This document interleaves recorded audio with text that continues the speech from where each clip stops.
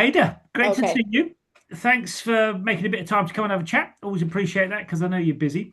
I want to kick off the interview by reflecting back to you something that we talked about last time we spoke. You said to me, and it's stuck in my mind because it's quite an interesting statement. You said to me, AI slop won't help you raise loads of money. Now, what do you mean by that, and why does that matter? Yeah. Well, thanks of all. Thank you for inviting me to the podcast. I love being here and speaking with you and to your audience.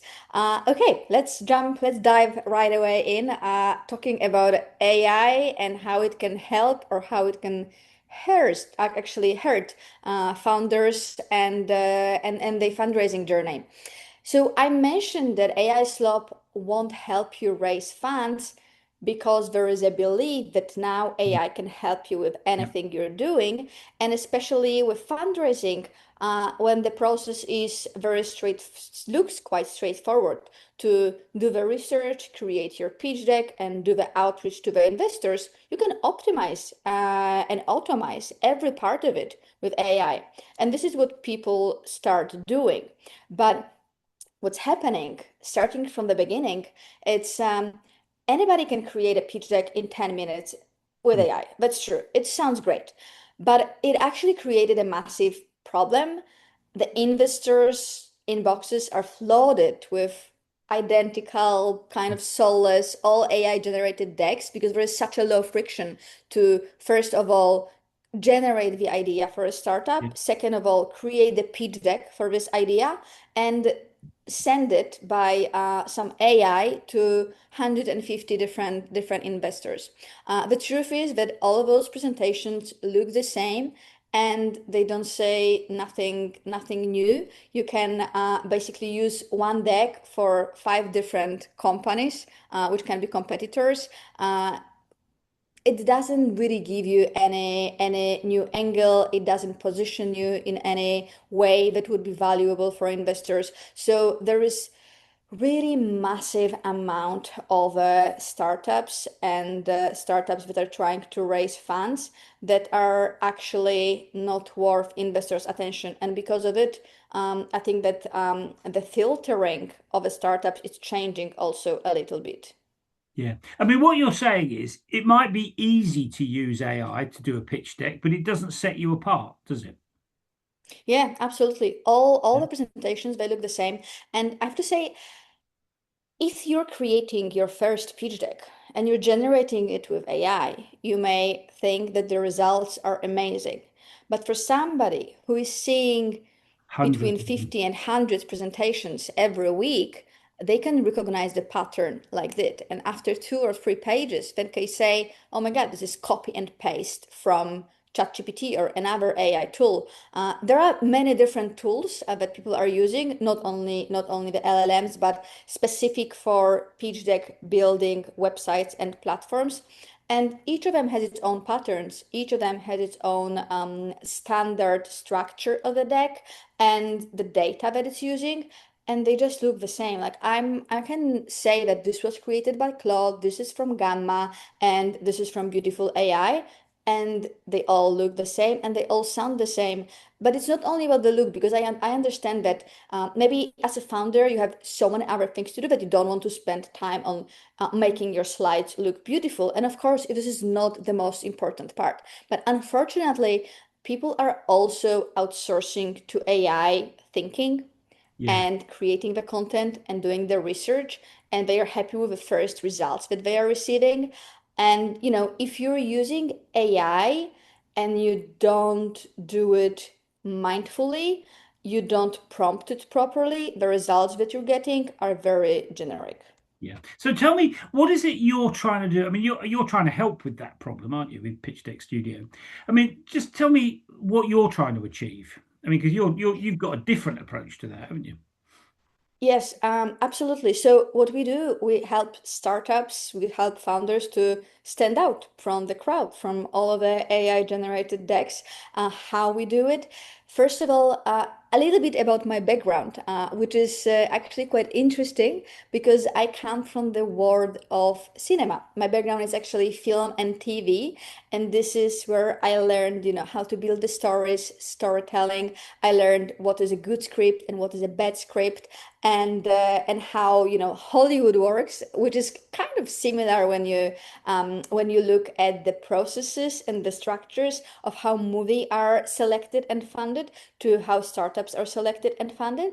And I'm trying to translate this knowledge from the cinema industry to the startups Mm. industry to help founders create, first of all, stories that are compelling and interesting for investors.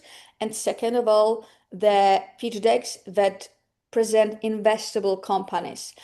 Because a lot of a lot of research that is done, a lot of pitch decks that are done are just the presentations showing the product, showing a little bit of the data, but not really what investors want to see. So what we do differently, it's combining cinematic storytelling and building the emotional part into presentation to get interest, and then making the company more investable and look more investable by finding the gaps in the competition research, go to market, in the financials. Yeah. So we try to lead you with a story and close with the numbers, which AI, of course, you can achieve it with AI, but you need to spend good amount of time doing it and prompt it properly. Yeah. And what is it that set you on this path? I mean, it's quite an interesting switch from kind of making movies to doing pitch decks. I mean, what made you sort of change tack? I mean, the movie industry sounds pretty fun to me. I mean, why did you change tack? I mean, what was behind that? Yeah, so I started working in the film and TV development when I first moved out of Poland. I'm Polish, and I lived for a couple of years in Thailand, in Bangkok, where I was working in film and TV development. I just wasn't able to work on the film set anymore and to manage the crew. So instead of it, I moved to the film and TV development, and I was traveling to different film markets, film festivals, to pitch our projects and to look for projects that could be filmed in across Southeast Asia. And this is where I got into not only the scripts and how the movie is built and how the story is built and how a film is produced, but also to pitching and to the business side of a film industry. And from there, actually, I was getting a lot of requests from people from the film industry to help them with pitching the startups, to help them with creating presentations and, let's say, high stakes, more kind of B2B communication for standard companies. So I started educating myself more on the business side, and I found a big gap in that. And I found that film industry is extremely creative, and most of the creatives are missing on the business side, while the startups industry and the business world is missing on the creative side. So I just found, this gap, and I thought that, okay, where more opportunities are in the business world, so I will switch to this side. And I got such a big demand for the work that I was doing first as a consultant. Then, I built a team of, we have 25 people right now, but it just made sense for me to stay with startups. Yeah, I understand that, and I can see why. I can see why now you say that. I can see why you switched actually. Let me ask you. I mean, all the people I talk to will say that building a business is like riding a roller coaster. I mean, there are good days, there are bad days, and there's kind of everything in between. It's a tough gig. Building a business is a tough gig. What is it about this business that kind of gets you out of bed every morning to kind of keep riding that roller coaster? I think that bringing some impact and supporting, like bringing visible, okay, let me put it this way.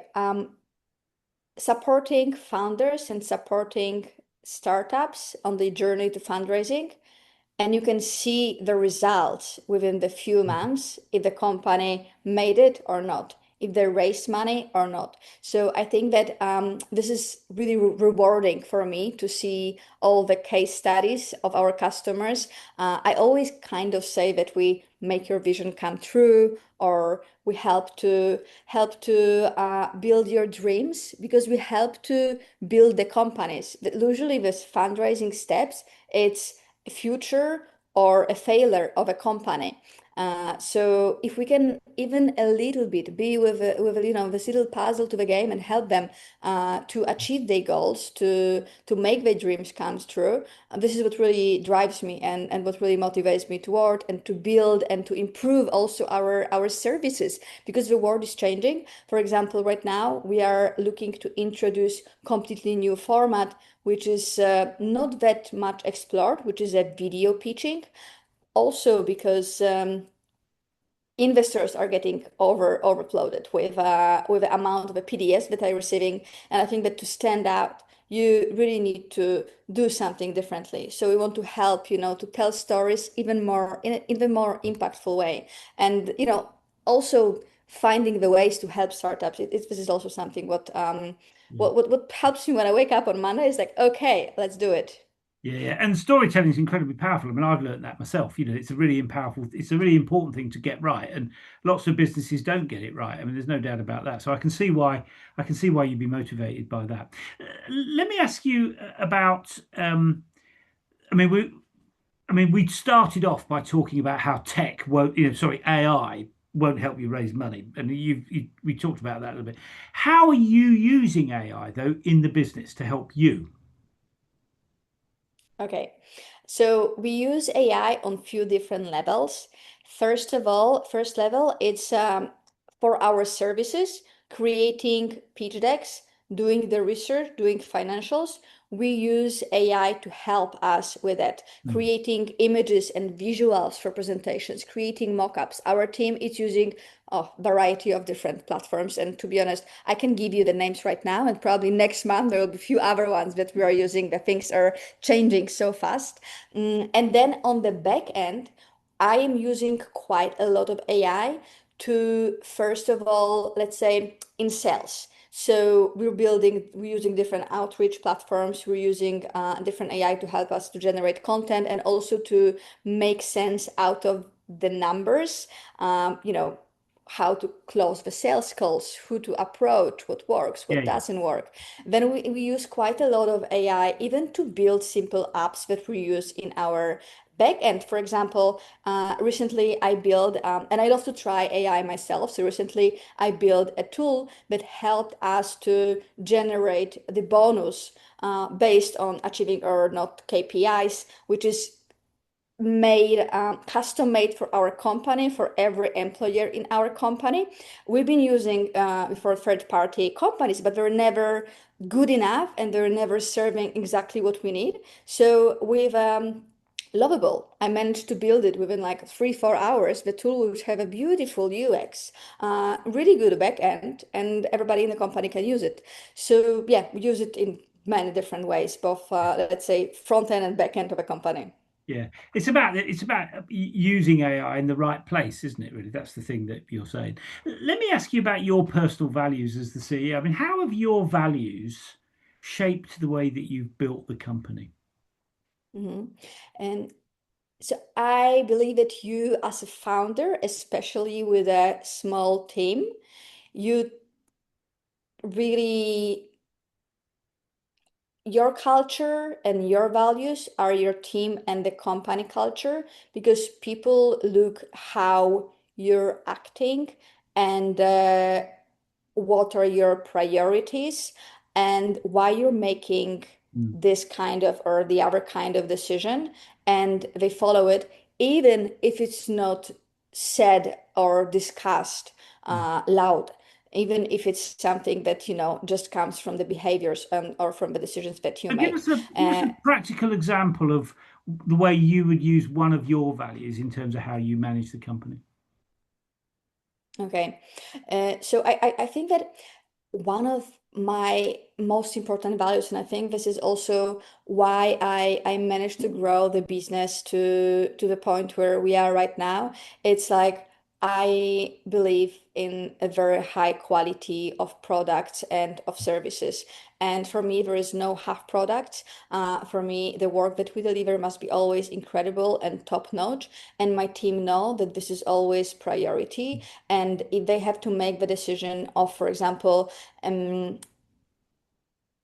either not accepting or accepting the project that we do for the customer because we won't be deliver, let's say it's a rush project and we won't be deliver it to the highest quality, we say that unfortunately we won't be able to take it. And yeah, the quality It's about control, setting this is high standards you're talking about, really, isn't it? exactly.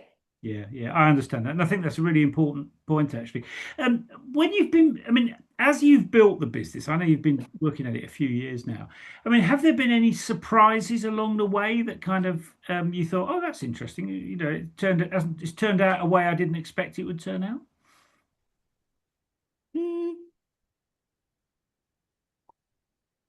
Not sure there were any surprises, to be honest. I think that Right. the biggest surprises that I have been getting, it's I run very international team, and I've been living on four different continents right now, Right. but still every month I'm surprised by something, some behavior, some communication, miscommunication problem that 100% comes from different cultures, and we learn it. So we have a team which is I am based in Dubai. I'm Polish. I'm European. We have a lot of Europeans, but we also work with Asia and with Latin America.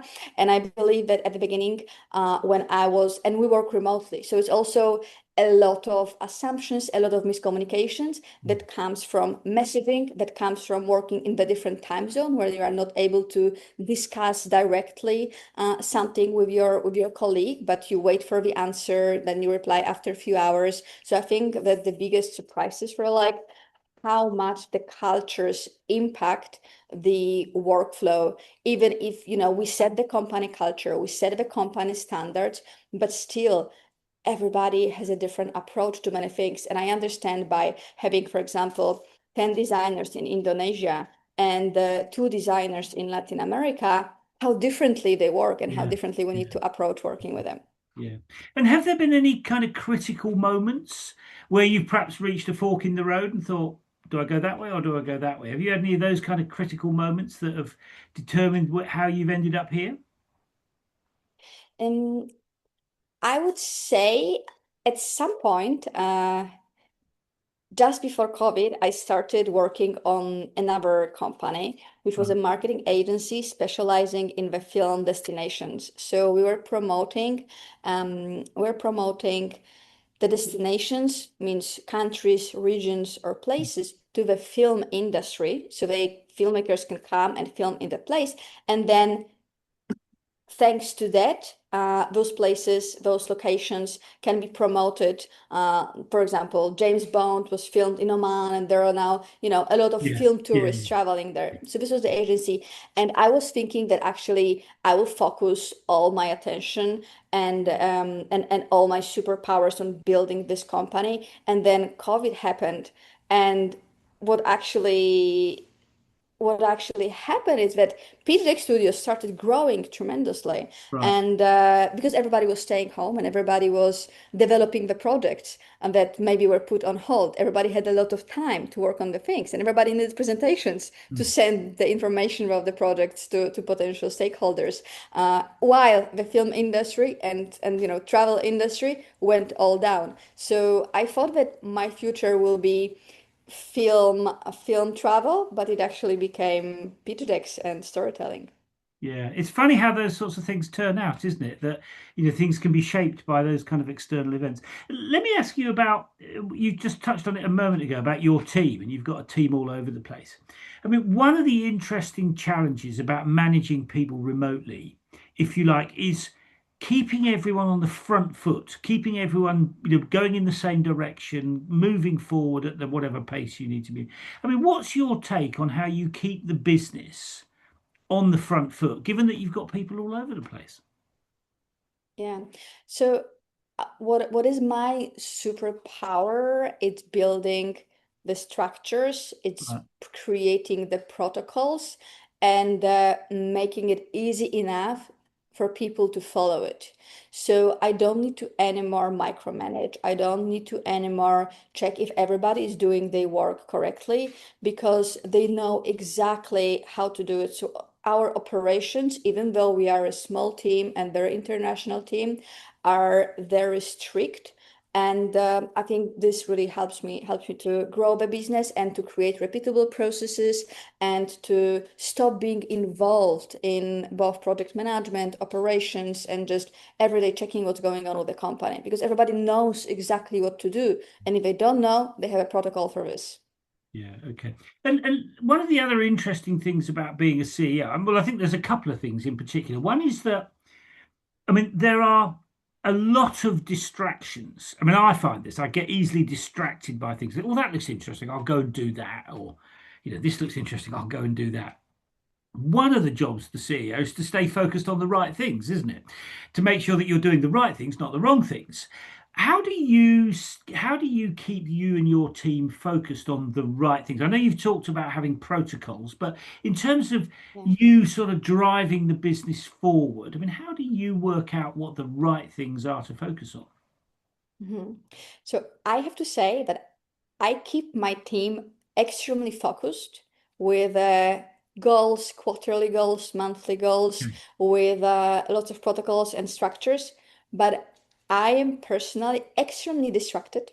I just love trying different things. Oh, But like me. why? No, no, but I want to come to the point like why it's good.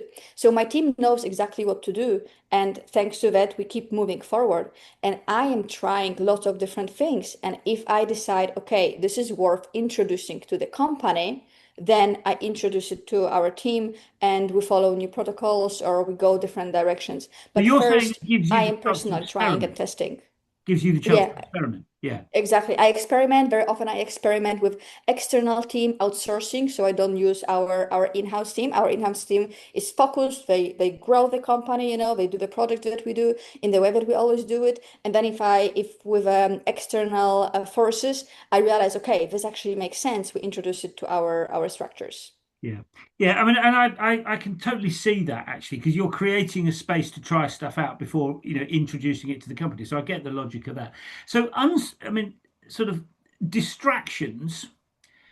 Working through the noise is one thing.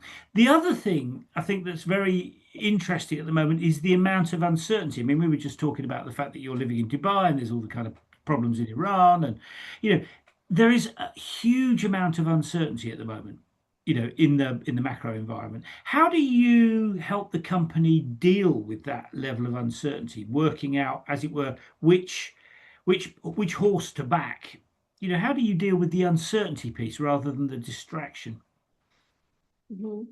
And I would say that there is always some uncertainty. Like if you Mm. run the business, there is always something that may happen that may block your accounts, that may completely change the way you do it. But I think that being open-minded and being ready to pivot anytime or to introduce new things or to change direction, this saves us and it really gives us a kind of the approach where we are we are not afraid of change because the change is coming, of course.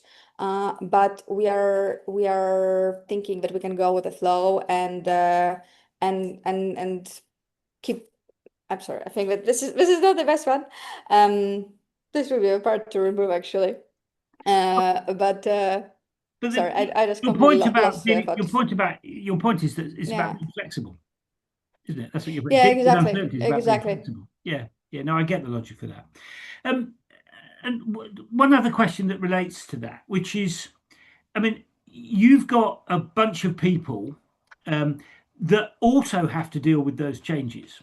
So, uncertainty affects you, but uncertainty also affects your team. And now I know you've talked about having protocols for things, but if you're going to pivot, that is, the level of change for people is it can be really tough, can't it? I mean, how do you build resilience into your team? How do you help people kind of cope with the amount of change that happens?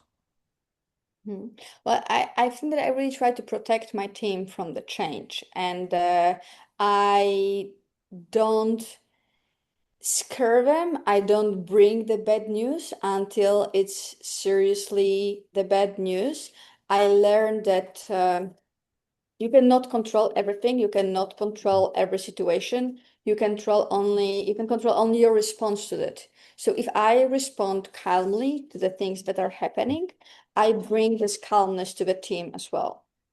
Yeah, yeah, and I think I can see that that's important. Keep helping people stay calm because there can be a tendency for people to kind of panic a little bit when they're faced with that kind of uncertainty, isn't there? So I see the logic of that. Let me ask you about the flip side to some of those kind of challenges that you've. I mean, what would you say has made your business successful? What are the factors that have helped you be so successful and to grow the way that you've grown? Mhm. So I believe that first of all, it's at the beginning, I was saying yes to everything, Yeah, which I think that it helped me to grow because I build a lot of case studies. I got a lot of reviews, testimonials, and then a lot of by word of mouth, more and more customers. Uh, while later on saying yes to everything, I understand that it's a mistake, but I think that this helped me a lot at the beginning, and many people just don't do it. And then another thing, what I mentioned at the beginning, quality. This is this is priority always. This is the value. The quality provide, delivering incredible works. It will always come back with a good results and with the positive reviews from the customers. And I think that those are the main two things that help me to yeah. grow and get more and more new customers. Yeah, and I think the quality thing's pretty important, isn't it? I mean, if you don't deliver a good experience for people, they're not going to come back, are they? So it seems to me it'd be a pretty logical way of doing things. Let me ask you about you as a CEO. I mean, have there been any kind of critical moments that have helped you grow as a CEO? Yes, I believe as a CEO, the most important part of your job is actually hiring. So if you hire right people, they do amazing job and they help your company to grow. Also by being proactive, by introducing new thing. While if you're hiring people, that doesn't mean that they are not skillful enough or not experienced enough, but maybe not exactly matching the role that you're putting them into with the skills and superpowers and the approach. This is a big mismatch, and this is where I actually learn. And I learn hiring every person. I learn with every interview that I do. And I have to say that I'm interviewing people every week. I'm always searching. Even if we don't have any job opening, I'm always open to start working with somebody who can bring some new opportunities, who can bring some new perspective to the company, to test somebody working on some new projects, and then working as a part of the company. And what is it you've most enjoyed about being the CEO? What I enjoy the most is seeing the company grow.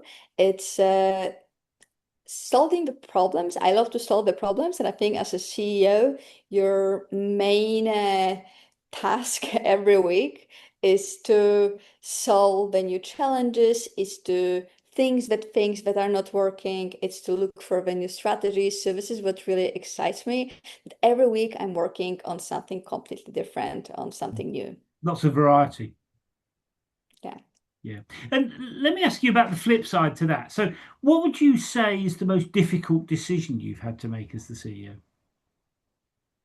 What is the most difficult decision that I had to make as a CEO? Probably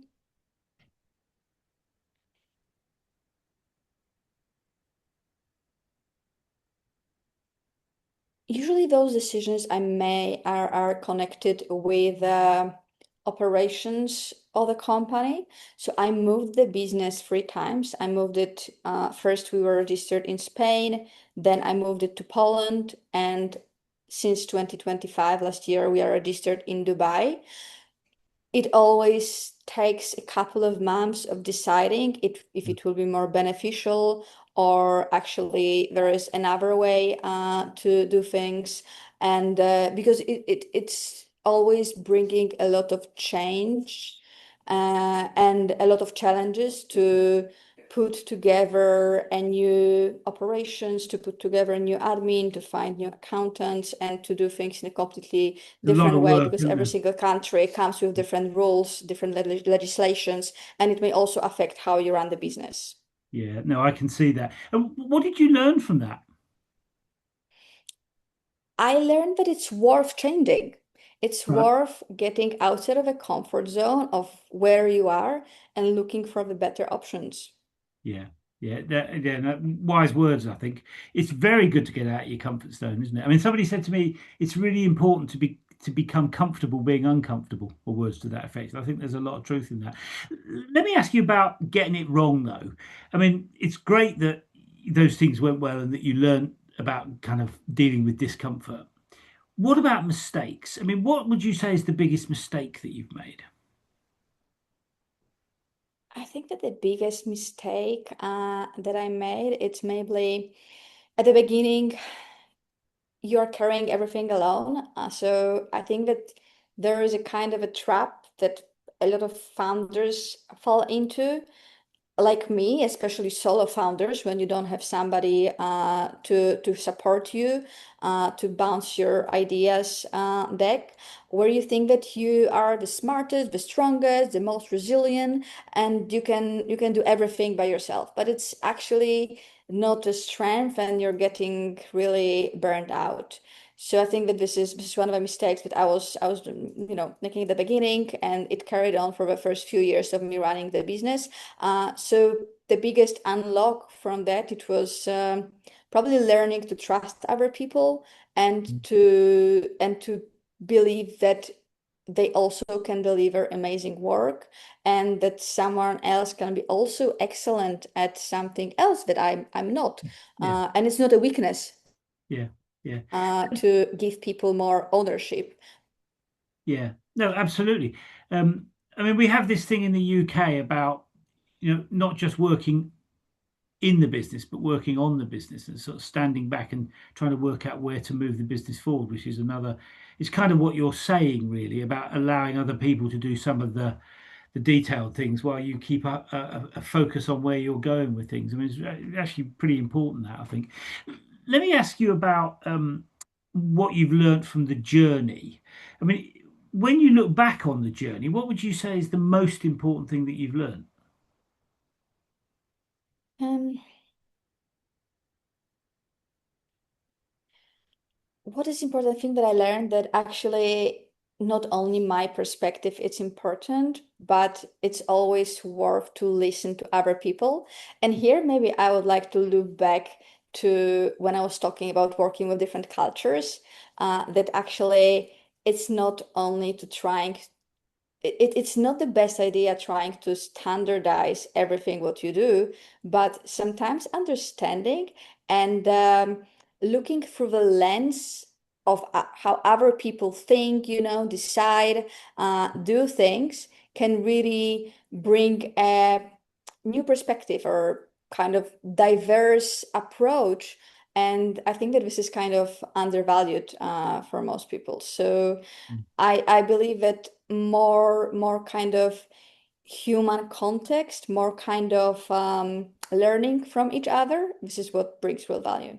Yeah. And if you were to go back to, if you were to start again from scratch, what would you do differently knowing what you know now? Hmm. I would definitely start hiring for management positions earlier. As I mentioned at the beginning, I started as a freelancer, as a consultant. Then I started hiring for junior roles, and then only creative parts, so copywriting and design. And I was managing everything. I was managing the projects, I was managing the business. And I think that because of that, our growth wasn't so fast as it could be at the beginning. Right now, whenever I hire somebody on a senior on management position, right away we get a kick, and we grow or we develop some new services, or it's always a boost for the company. So the decision is hard to make because it always comes with a big spend or big spend of time for hiring because you want to hire well when you're hiring on important position, but it always brings amazing results. Wow, yeah, that's pretty encouraging. And if you were to offer some advice to a rookie CEO, somebody just starting out, what would your most important piece of advice be to that person? First of all, start before you're ready. I think I was waiting way too long very often Mm. for the things to be perfect, and perfect never came. Just start whatever you're doing, just go out to people, publish it, start working on the things even if you're not 100% ready to do it. Yeah, yeah. Comes back to your thing about kind of getting out of your comfort zone, isn't it? Absolutely. Yeah.